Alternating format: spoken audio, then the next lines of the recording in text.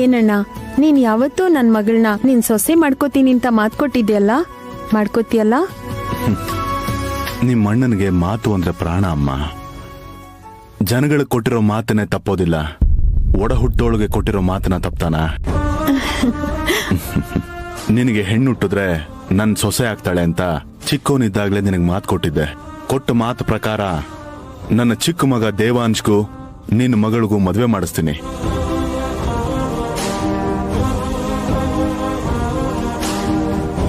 ಈಗ ಮತ್ತೆ ಮಾತು ಕೊಡ್ತಾ ಇದ್ದೀನಿ, ಪ್ರಾಣ ಹೋದ್ರೂ ಕೂಡ ಮಾತು ತಪ್ಪೋದಿಲ್ಲ. ತುಂಬಾ ಸಂತೋಷ ಆಗ್ತಿದೆ. ನಿನ್ನಂತ ಅಣ್ಣ ಸಿಗೋದು ಯಾವುದೋ ಜನ್ಮದ ಪುಣ್ಯ.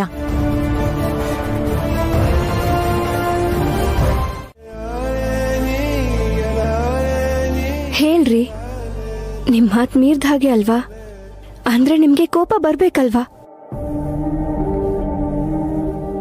ಈ ಸಂದರ್ಭದಲ್ಲಿ ಯಾವಾಗ್ಲೂ ನಾನ್ ಚಿಕ್ಕ ವಯಸ್ಸಲ್ಲಿ ಓದಿದ್ ಒಂದ್ ಕಥೆ ಹೇಳ್ಬೇಕು ಅನ್ನಿಸ್ತಾ ಇದೆ. ಒಬ್ಬ ಸ್ವಾಮಿ ಅವ್ರ ಶಿಷ್ಯರ ಜೊತೆ ನಡ್ಕೊಂಡು ಹೋಗ್ತಿದ್ರೆ ಒಂದು ಚೇಳು ನೀರಲ್ಲಿ ತೇಲ್ಕೊಂಡು ಹೋಗ್ತಿತ್ತಂತೆ. ಅವಾಗ ಆ ಸ್ವಾಮೀಜಿ ಅದನ್ನ ಹಿಡ್ಕೊಂಡು ನೆಲದ ಮೇಲೆ ಹಾಕ್ತಾರೆ. ಆಗ ಅದು ಸ್ವಾಮೀಜಿನ ಕಚ್ಬಿಡ್ತಂತೆ. ಅದು ಮತ್ತೆ ನೀರಲ್ಲಿ ಹೋಗೋದಕ್ಕೆ ಪ್ರಯತ್ನ ಪಟ್ಟಾಗ ಸ್ವಾಮೀಜಿ ಮತ್ತೆ ಕಾಪಾಡಿದ್ರಂತೆ. ಅದು ಮತ್ತೆ ಕಚ್ಬಿಡ್ತಂತೆ.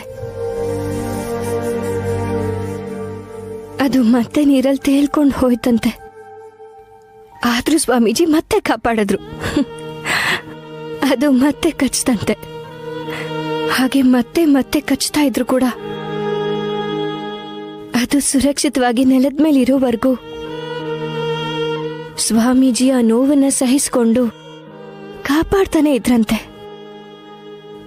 ಆಗ ಒಬ್ಬ ಶಿಷ್ಯ, ಸ್ವಾಮೀಜಿ, ಆ ಚೇಳು ಅಷ್ಟು ಸಲ ಕಚ್ತಾ ಇದ್ರು ಕೂಡ ನೀವ್ಯಾಕೆ ಮತ್ತೆ ಮತ್ತೆ ಅದನ್ನ ಕಾಪಾಡ್ತಾ ಇದ್ದೀರಾ ಅಂತ ಕೇಳಿದಾಗ ಸ್ವಾಮೀಜಿ ಏನ್ ಹೇಳಿದ್ರು ಅಂತ ಗೊತ್ತಾ?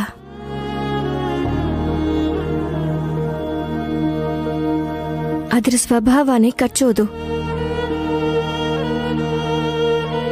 ಎಷ್ಟು ಸಲ ಹಿಡ್ಕೊಂಡ್ರು ಅದ್ರ ಸ್ವಭಾವನ ಬದಲಾಯಿಸ್ಕೊಳ್ದೆ ಕಚ್ಚತ್ತೆ. ಹಾಗೆ ಕಷ್ಟದಲ್ಲಿರೋರ್ನ ಕಾಪಾಡೋದು ನನ್ ಸ್ವಭಾವ ಅಲ್ವಾ? ಆ ಚೇಳಿ ಅದ್ರ ಸ್ವಭಾವನ ಬದಲಾಯಿಸ್ಕೊಳ್ದೆ ಇದ್ಮೇಲೆ ನಾನ್ಯಾಕ್ ಬದಲಾಗ್ಬೇಕು ಅಂತ ಹೇಳಿದ್ರಂತೆ. ನಾನು ಅಷ್ಟೆ,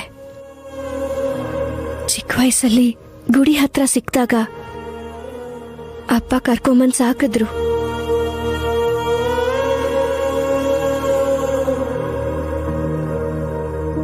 ಮನೇಲಿ ಎಷ್ಟೇ ಸಮಸ್ಯೆ ಇದ್ರು ನನ್ನನ್ನು ಸಾಕಿ ದೊಡ್ಡೋಳ್ ಮಾಡಿದ್ರು.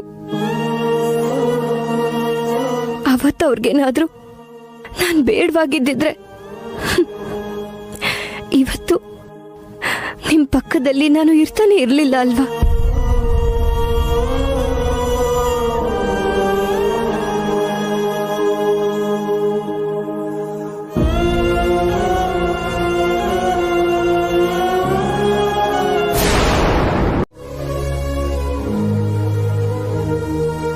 ಇದೆಲ್ಲಾನು ನಿಮ್ಮನ್ನ ತಪ್ಪು ಅಂತ ತೋರ್ಸಕ್ಕಲ್ಲ.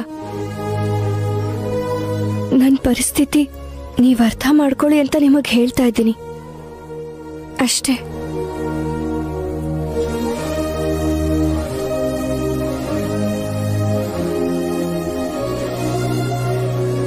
ಇವಾಗ್ಲಾದ್ರೂ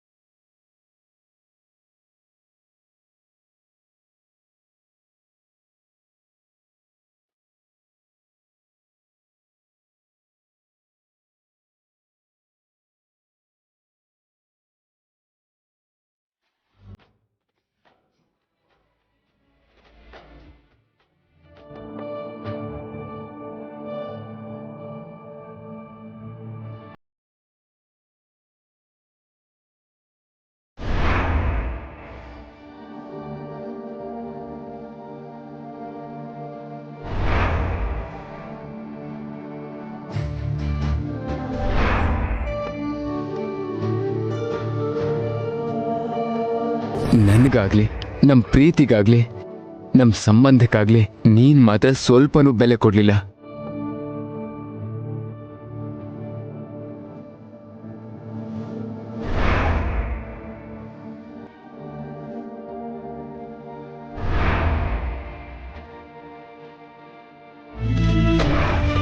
ಇವಾಗ್ಲಾದ್ರೂ ನೀವು ನನ್ನ ಅರ್ಥ ಮಾಡ್ಕೊಂಡ್ರೆ ಸಾಕು.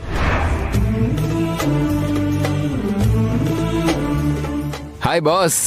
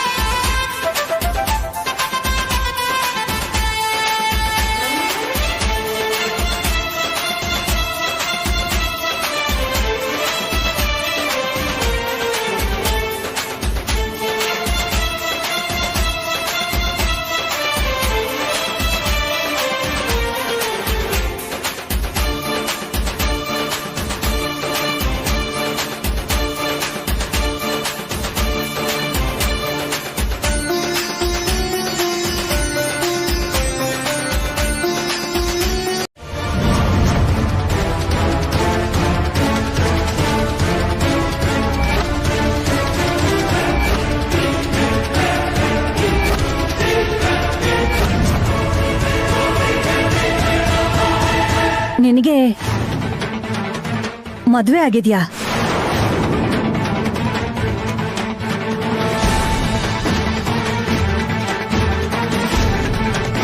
ಅದೇನ್ ಪ್ರಶ್ನೆ ಅತ್ತೆ?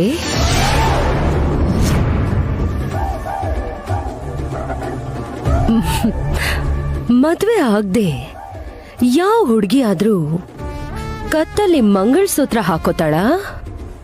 ನಮ್ ದೇಶದಲ್ಲಿ ಯಾವ ಹೆಣ್ಣು ಆತರ ಮಾಡಲ್ಲ.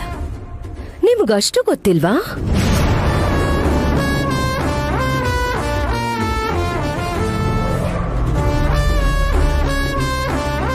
ಹಾಗಾದ್ರೆ ಈ ವಿಷಯ ಯಾಕಮ್ಮ ನಮಗ್ ಹೇಳಲಿಲ್ಲ? ಮುಚ್ಚಿಡೋ ಅಗತ್ಯ ಏನಿತ್ತು? ಹೌದು, ನಿನ್ ಗಂಡ ಯಾರು?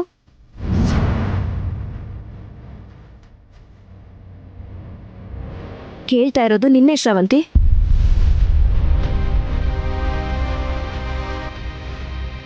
ಅನಾಥಾಶ್ರಮದಲ್ಲಿ ಹುಟ್ಟಿದೆ ಅಂದೆ, ನಿನಗೆ ಯಾರು ಇಲ್ಲ ಅಂದ್ಯಲ್ಲ, ಮತ್ತೆ ಈ ತಾಳಿ ಹೇಗ್ ಬಂತು?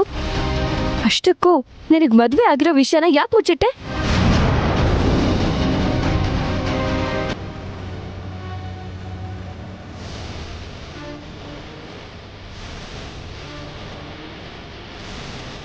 ಮದುವೆ ಆಗಿರೋ ಯಾವುದೇ ಹೆಣ್ಣಾದ್ರೂ ಮೊದಲು ಹೇಳ್ಕೊಳ್ಳೋದು ತನ್ನ ಮಾಂಗಲ್ಯದ ಬಗ್ಗೆನೇ ಅಲ್ವೇನಮ್ಮ? ನೀನ್ ಯಾಕದನ್ನ ಮುಚ್ಚಿಡ್ತಾ ಇದೀಯಾ? ಅದರ ಹಿಂದೆ ಏನಾದ್ರೂ ನೋವಿದೆಯಾ, ಸಮಸ್ಯೆ ಇದೆಯಾ?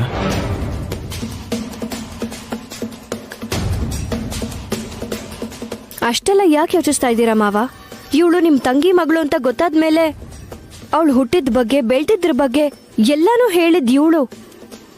ನಮ್ ಯಾರಿಗೂ ಮುಖ್ಯವಾದ ಮದ್ವೆ ವಿಷಯನ ಹೇಳಲಿಲ್ಲ ಅಂದ್ರೆ ಇವಳು ನಮ್ಮ ಹತ್ರ ಏನೋ ಮುಚ್ಚಿಡ್ತಾ ಇದ್ದಾಳೆ ಅಂತ ಅಲ್ವಾ? ಅವತ್ ಹೇಳಿದೆಲ್ಲ ನಿಜ ಆಗಿರ್ಬೇಕು ಅಂತ ಏನೂ ಇಲ್ವಲ್ಲ.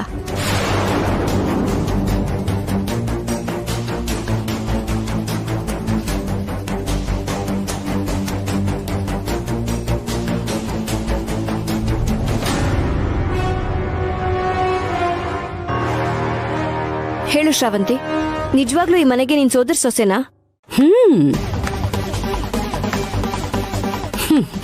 ಸರಿ ಹೋಯ್ತು. ಎಲ್ರಿಗಿನ ಹೆಚ್ಚಾಗಿ ನೀನೇ ನಂಬಿ ಮನೆಯಿಂದ ಹೊರಗಡೆ ಹೋದವಳನ್ನ ವಾಪಸ್ ಕರ್ಕೊಂಬಂದು ಇವಾಗ ನೀನೇ ಅನುಮಾನ ಪಡ್ತಿದ್ಯಾ? ವಾ,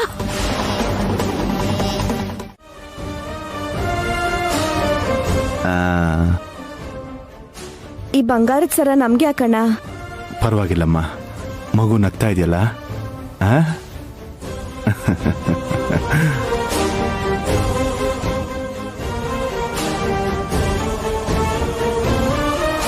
ತುಂಬಾ ಒಳ್ಳೆ ಕೆಲಸ ಮಾಡಿದೆ ಅಣ್ಣ. ಓ ಲೇ ದೇವಾಂಶ್, ಲಕ್ಕಿ, ನಿಮ್ಮ ಅತ್ತೆ ಮಗಳನ್ನ ಎತ್ಕೊಂಡು ಹೋಗಿ ಅಲ್ಲಿ ಕುತ್ಕೊಂಡು ಆಟ ಆಡ್ಕೊಳ್ಳಿ. ಸರು, ಹಾ ಬಾರೋ ದೇವಾ. ಹೋಗಪ್ಪ.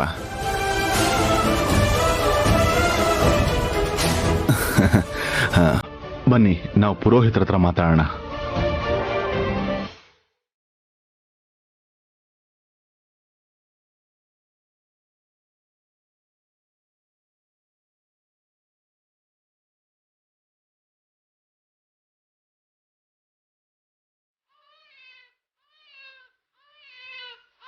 ದೇವಾ ಅಳ್ತಿದ್ದಾಳೆ ಕಣೋ, ಅತ್ತೇನ್ ಕರಿ. ಬೇಡ ಅಣ್ಣ, ಆಗ್ಲೇ ಆ ಮಗು ಅಳ್ತಿತ್ತು ಅಂತ ಅಪ್ಪ ಅವ್ರ ಚೇನನ್ ಹಾಕ್ದಾಗ ಆ ಮಗು ಅಳೋದು ನಿಲ್ಸ್ಬಿಡ್ತು. ಅದಕ್ಕೆ ನಾನ್ ಹಾಕೊಂಡಿರೋ ಚೇನನ್ನ ಈ ಪುಟ್ಟಿಗೆ ಹಾಕ್ತೀನಿ, ಆಗ ಅಳು ನಿಲ್ಸುತ್ತೆ. ಬೇಡ ಕಣೋ, ಚೈನ್ ತೆಗಿಬಾರ್ದು. ಅಪ್ಪ ಅವತ್ತು ಹೇಳಿದ್ರಲ್ಲ ಚೈನ್ ತೆಗಿಬಾರ್ದು ಅಂತ.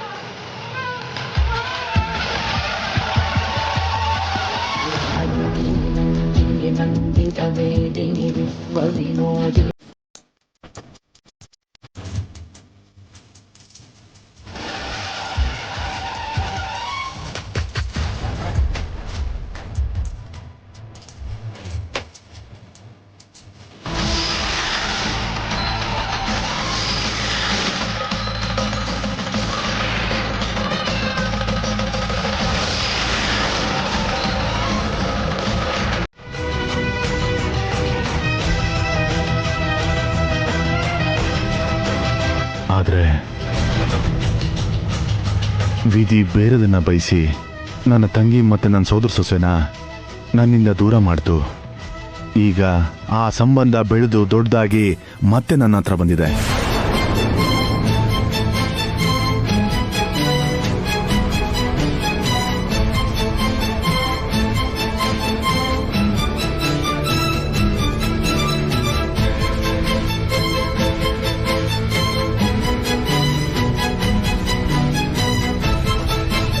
ಅರ್ಥ ಆಯ್ತು ಬಿಡಿ ಮಾವ. ಅಂದ್ರೆ ನನ್ ಮೈದ್ನನ್ಗೆ ಬಾಲ್ಯ ವಿವಾಹ ಆಗಿದೆ ಅಂತಾಯ್ತು.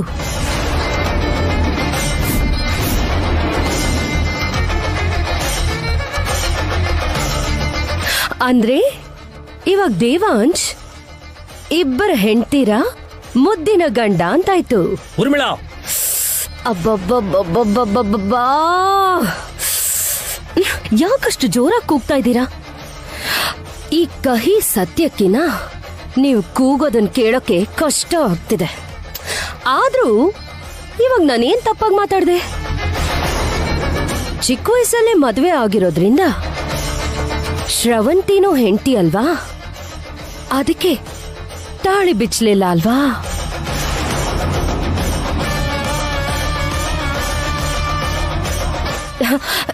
ಎಲ್ ನೋಡಿ, ಮೊನ್ನೆ ತಾಳಿ ಕಟ್ಟಿದ ಹೆಂಡತಿ ವೈದೇಹಿ ಅಂದ್ರೆ ಇಬ್ಬರು ಹೆಂಡತಿರು,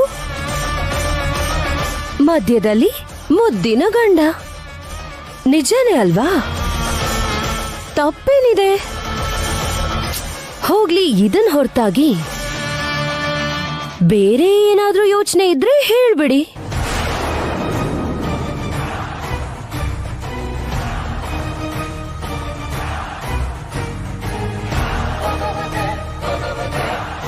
ಅಂದ್ರೆ ಮಾವನವ್ರ ಮಾತ್ ಕೊಟ್ಟಿದ್ ಮಾತ್ರ ಅಲ್ದೆ ಮದ್ವೆ ಬೇರೆ ಆಗೋಗಿರೋದ್ರಿಂದ ಶ್ರವಂತಿ ಮಾತ್ರನೇ ಹೆಂಡತಿ ಆಗ್ತಾಳ?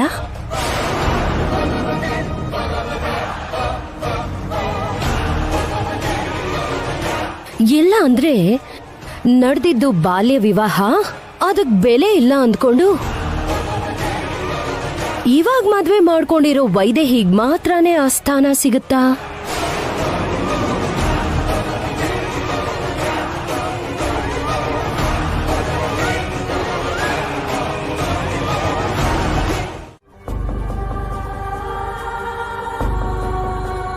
ಬಾಯ್ ಬಿಟ್ಟು ಹೇಳಲಿಲ್ಲ ಅಂದ್ರೂ ಅವ್ರ ನೋಟದಲ್ಲೇ 1000 ಪ್ರಶ್ನೆಗಳಿವೆ.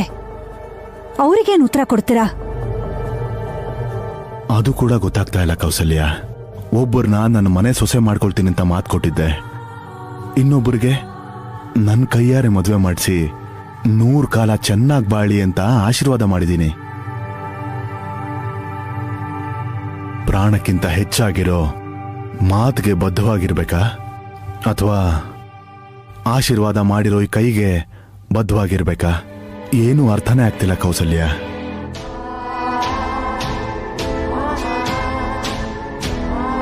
ಈ ಸುತ್ತಮುತ್ತಲಿನ ಗ್ರಾಮದಲ್ಲಿ ಯಾರಿಗೆ ಏನ್ ಸಮಸ್ಯೆ ಬಂದರೂ ಕ್ಷಣದಲ್ಲಿ ಪರಿಹಾರ ಕೊಡೋ ನನಗೆ ಪರಿಹಾರ ಇಲ್ದೇ ಇರೋಂಥ ಸಮಸ್ಯೆ ಕೊಟ್ಟಿದ್ದಾನೆ. ನೋಡಿದ್ಯಾ ನನ್ನ ಪರಿಸ್ಥಿತಿ?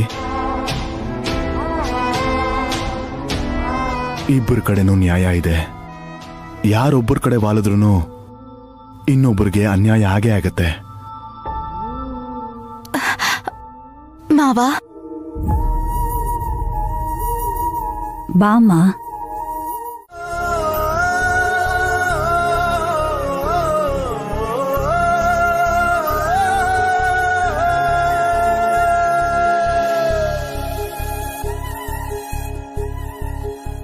ನನ್ ಗಂಡ ನೀವೇ.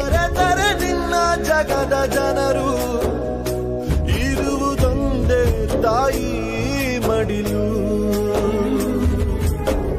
ತೊರೆದರೆ ಹೇಗೆ ಹೆತ್ತ ಕರುಳು, ಕೇಳೋರು ಯಾರು ನಿನ್ನ ಅಳಲು.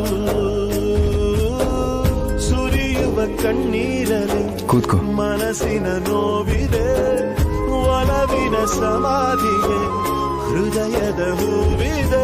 ಕೊನೆಯಾಗುತ್ತಿದೆ ಯಾತ್ರೆ, ಹೆಜ್ಜೆ ಇಡುವ ಮುನ್ನ ತೆರೆ ಹಿಂದೆ ಜಾತ್ರೆ ಮುಗಿದಿದೆ.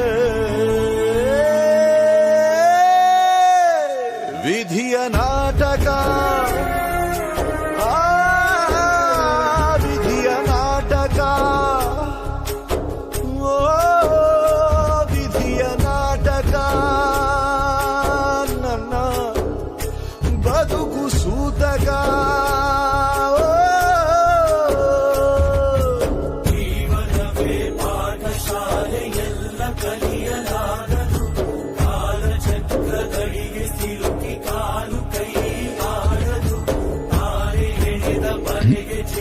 ವೈದ್ಯ,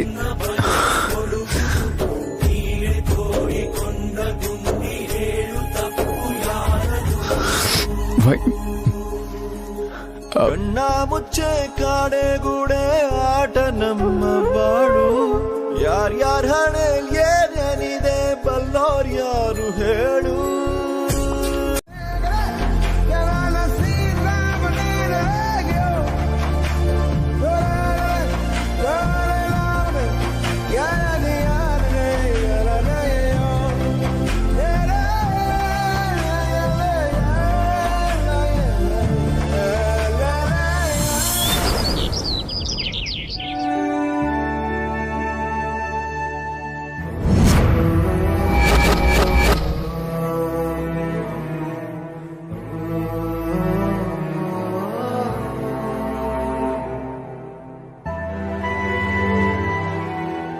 ಅಬ್ಬಬ್ಬಬ್ಬಬ್ಬ, ಈ ರೂಮ್ನಲ್ಲಿ ಮನುಷ್ಯರು ವಾತಾವರಣ ಹೇಗಿರುತ್ತೆ ಅಂತ ಅನ್ಕೊಂಡಿದ್ನೋ ಅದೇ ತರನೇ ಇದೆ.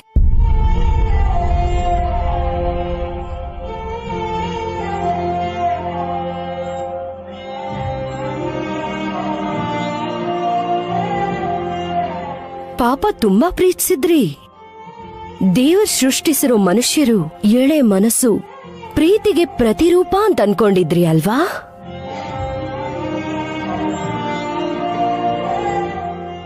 ಆದ್ರೆ ಇವಾಗ ನಿಮ್ ಪರಿಸ್ಥಿತಿ ಹೇಗಿದೆ ನೋಡಿ ಪಾಪ.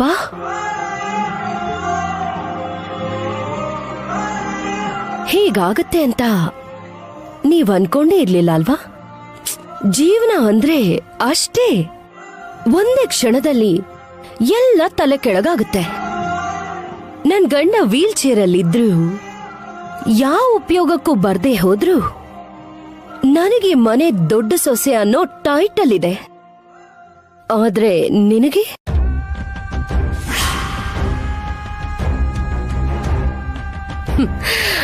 ನಿನಗಿನ ಮುಂಚೆ ಶ್ರವಂತಿ ಮದ್ವೆ ಆಗೋಗಿದ್ದಾಳಲ್ವಾ? ಇದ್ದಿದ್ ಚಿಕ್ಕ ಸೊಸೆ ಪೋಸ್ಟ್ ಕೂಡ ಈಗ ಡೌಟ್ ಅಲ್ಲಿದೆ.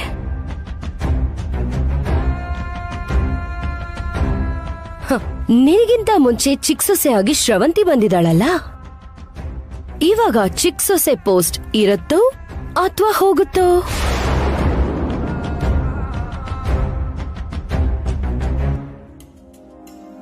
ಅತ್ಗೆ, ಸಂಬಂಧ ಇಲ್ದೆ ಬಾಯಿಗೆ ಬಂದ ಹಾಗೆಲ್ಲ ಮಾತಾಡಬಾರ್ದು.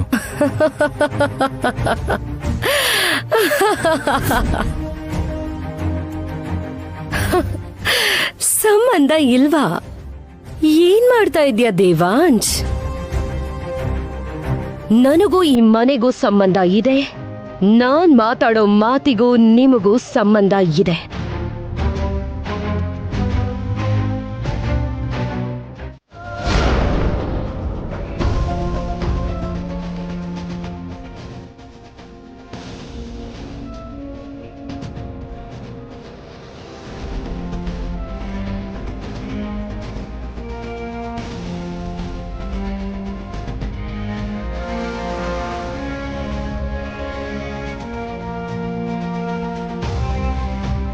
ಎಲ್ರೂ ಬಂದಿದ್ದಾರೆ ನೋಡಿ, ನಾವೇ ತಡವಾಗಿ ಬಂದ್ವಿ.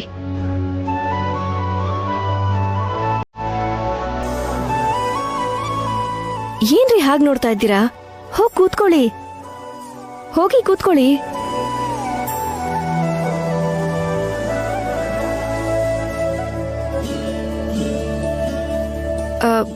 ಶ್ರವಂತಿ ಎಲ್ಲಿ? ಊಟಕ್ಕೆ ಬರ್ಲಿಲ್ವಾ? ಏನೋ ಮನಸ್ಸು ಸರಿ ಇಲ್ಲ ಅಂದ ಮಾತ್ರಕ್ಕೆ ಊಟ ಮಾಡಬಾರ್ದು ಅನ್ಕೋತಾರೆ. ನಾನು ಹೋಗಿ ಕರ್ಕೊಂಬರ್ತೀನಿ ರೀ.